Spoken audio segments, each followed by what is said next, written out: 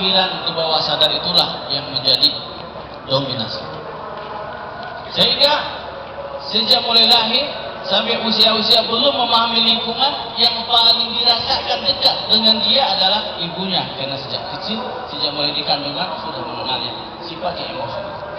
Tetapi berisikan memori akan merekam segala apa yang. Oleh karena saudara-saudara, proses pembentukan karakter itu adalah dari mulai pikiran yang berisikan program.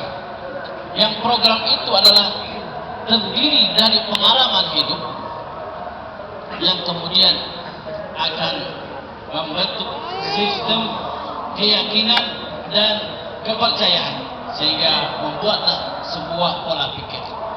Dan pola pikir itulah yang akan mendorong seseorang bertindak dan berbuat.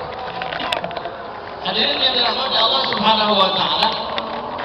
Lalu menurut Islam akhlak itu apa? Dan ini karakter dengan akhlak tidak banyak perbedaannya.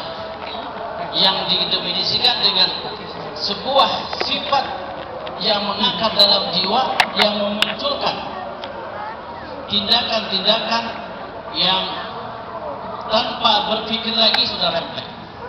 Oleh karenanya dalam definisi bahasa Arab, para ulama mengatakan al-khuluqu yutlaqu ala sifatin rasikhah fi nafs tasdur anha al-af'alu bi suhulatin min ghairi takalluf wa huwa suratul insanil batin. Satu karakter, satu sifat yang mengakar dalam jiwa, yang melahirkan tindakan-tindakan secara refleks, itu disebabkan sudah terbiasa dilakukan, sehingga tanpa ada kesulitan untuk melaksanakannya. Tetapi untuk membuat sebuah karakter harus dengan usaha yang kuat, harus dengan kemampuan yang sungguh-sungguh, tidak sekedar sepintas. Seorang ahli atau seorang yang berhasil, walaupun orang ini adalah orang cacat bahasa kita, tidak normal secara fisik, Helen ini seorang yang meraih doktor profesor tetapi tidak melihat, dan itulah di negara maju.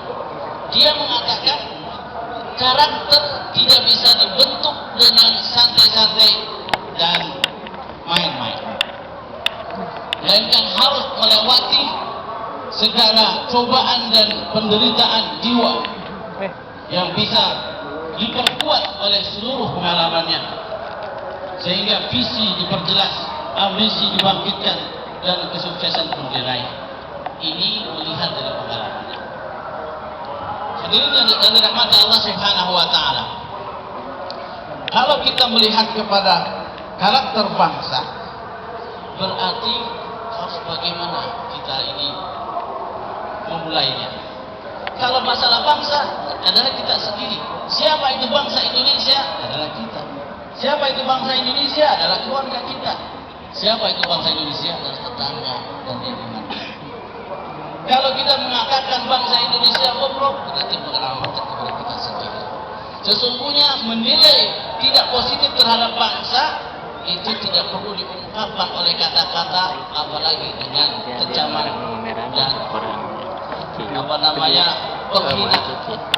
Melainkan bagaimana tindak tanduk kita, bagaimana usaha kita agar kita yang termasuk bagian bangsa Indonesia ini berusaha untuk memperbaiki karakter dan akhlak. Hadirin hadirat yang dirahmati Allah Subhanahu wa taala. Oleh karenanya, kaitan pembentukan karakter tidak bisa dilepaskan dengan keimanan. Sangat erat hubungannya antara akhlak dan iman. Dan itulah Rasulullah SAW dalam hadisnya menyatakan, akmalul mu'minina imanan ahsanuhum khuluqan. Orang yang paling sempurna imannya adalah